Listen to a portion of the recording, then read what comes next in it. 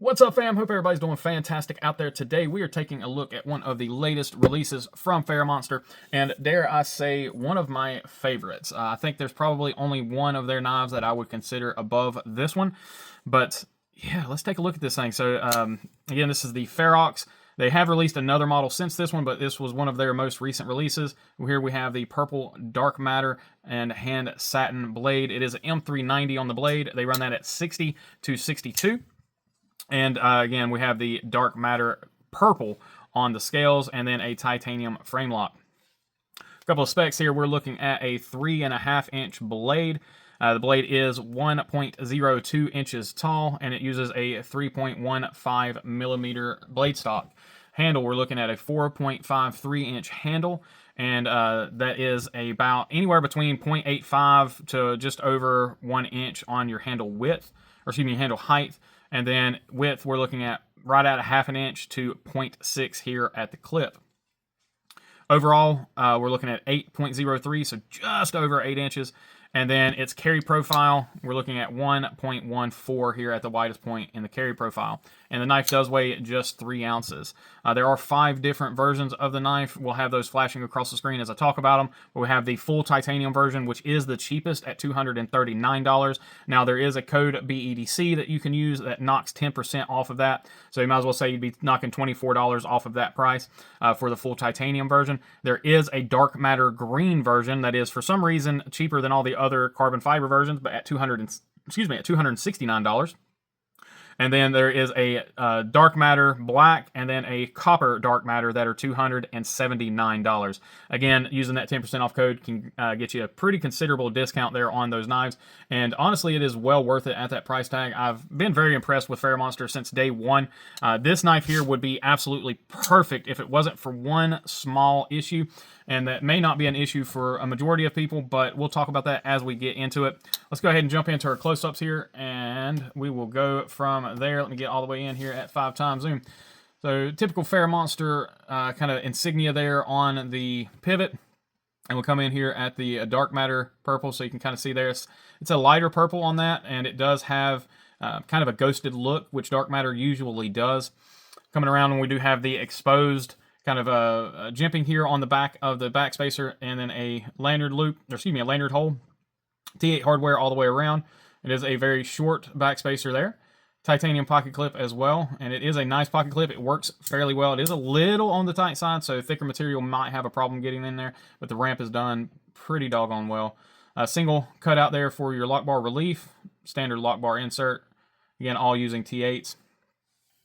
Bit and finish is really great on these knives, and I mean, that's just kind of the case scenario with Ferramonster. So looking here, we have an absolutely perfectly ground blade there, so the tip is perfect, and we are centered. Lockup is phenomenal, no issues there at all. And then again, we have, and wow, that's really going to blow out the screen there. Let's see if I can fix this lighting just a little bit, try to get a little bit of the light off the direct reflection. Bear with me, guys. There we go. So we got a little bit less direct light there. So you can see that hand satin, and it's still blowing out my camera. Come on, focus. There we go. There we go. So beautiful hand satin finish on the knife. We have a blade hole there for opening, as well as a flipper. Now it is a, I believe this would be considered a drop point. I don't see a clip there. We've got a little bit of a swedge. Jimping there on the back of the knife is fully functional. No issues on that. Of course, typical with Ferramonster, there is no branding on the knife other than the blade steel right there. Plunge grind is done well. We have plenty of room for sharpening. We've got a little bit of a finger choil there. It's kind of a half choil. I wouldn't really consider that a full finger choil. Sharpening is great. Now, this is a pass-around knife, so there will be some used stuff here. So we've got just a little bit of a roll right there on the edge. Nothing really too concerned with that. It might even just be some gunk on the edge, but it looks like it might have a roll there. Coming through again, that sharpening is done very, very well. The knife is still extremely, extremely sharp. Yeah, looking at it from this side, I don't see where that rolls at, so it was probably just some gunk on the blade. I might have wiped it off. So let's see if I can still see it over here.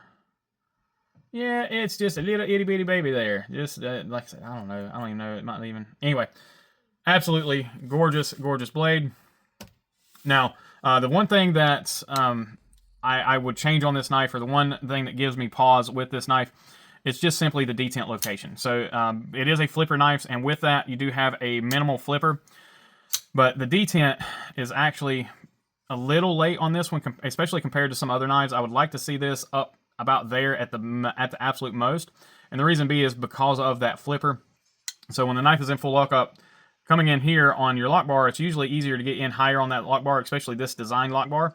And when you do that, you're not getting quite past that flipper. So I find myself having to go down further on the lock bar than what I really want to be able to get past that flipper for just kind of doing a gravity shut on the knife. Outside of that, I really wouldn't change anything. I'd like the way they did the minimum flipper here.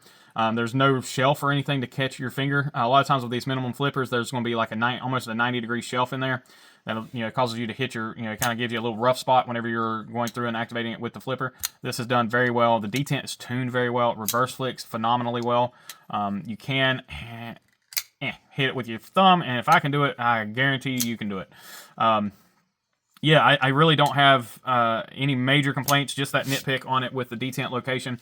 Ergonomics on the knife are pretty standard. It's a fairly ununique or fairly normal handle shape there, but it does fit the hand quite well. Again, that jimping is very functional. You do have a nice landing pad here to be able to choke up if you need to, and you're far enough away from that edge because of that kind of half finger twirl there. So it does give you some great access there. Fairly thin behind the edge. It's not the thinnest thing I've ever felt, but it is definitely on the thinner side for a knife of this size. And with that just over 3mm thickness, it really helps with that edge geometry as well. So there you go. So there's that double clutch. So it's just bad enough to, it's just late enough to be annoying. That's the right word I'm looking for. But yeah, I can't really fault this knife. I've had about a week with it now, and yeah, I absolutely love it. I will be picking one up for myself, and yeah, most likely be getting this exact variant. So let's go ahead and jump into our hardware checks. We usually, with Ferramonster, have no issues. So there is that. It's just the slightest bit of wiggle on that one. Same on that. Barely anything on the pocket clip screws. Just the slightest bit of wiggle on just about everything. We had 1 or 2 screws in there that weren't, that didn't have any wiggle on them at all. Let's go ahead and get lined up here to do our size comparisons. All right, and jumping off just like usual, we have the Penguin. You guys are gonna have to bear with me a little bit. I changed things up, so I'm bringing knives in from the other side, which is a little bit a little bit unusual now. So I kind of move things around on my desk just to make it easier for me to be able to see my monitor. And yeah, I'm kind of paying for it right now. So there we have the Penguin in the Pyrite, and we have the Drop Bear.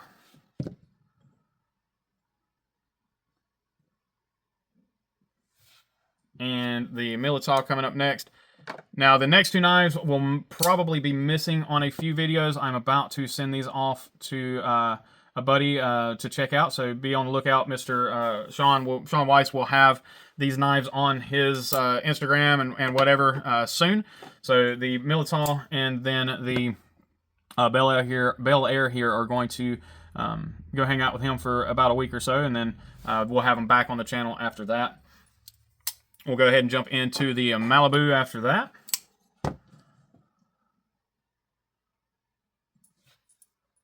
And then the big boys coming up, we've got the PM2. Get that lined up, Brian. Come on now. And then last but never least, because it is typically the largest knife on the table, is the MSI. All right, so I always like to ask folks' opinion on things right here at the end. So I'm going to continue to do that. I really would like to know what you guys think about this knife, or if you guys have dealt with any of the Ferramonster knives, what y'all think about the brand as a whole. So far, I've not had any issues with any other knives that weren't just more or less nitpicks. Even going into the Wixco brand, which is their budget brand, I've really enjoyed everything that I've handled from them.